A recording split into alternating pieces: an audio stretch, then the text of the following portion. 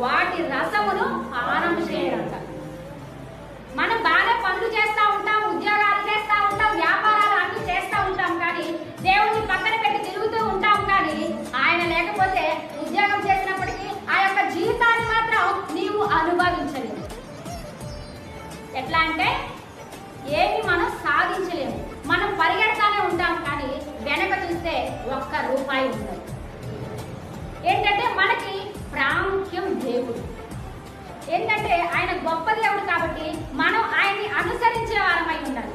ఆయన మన జీవితంలో ఉన్నాడా లేదా అని చూసుకోవాలి. కానీ మన జీవితంలో ఆస్తులు, అంతస్తులు, ఉద్యోగాలు, వ్యాపారాలు ఉన్నాయా లేవా, ధనము ఉన్నదా లేదా అని మనం గ్రహించకూడదు. కానీ దేవుడు మన పక్షాన ఉన్నాడా లేదా, దేవుడు నా జీవితంలో ఉన్నాడా లేదా అని ఎప్పుడైతే నీవు గ్రహిస్తావో, నీ ఉద్యోగం చిన్నదైనప్పటికీ, నీ వ్యాపారం చిన్నదైనప్పటికీ నీవు అత్యధికమైన ఆశీర్వాదాన్ని పొందుకుంటావు.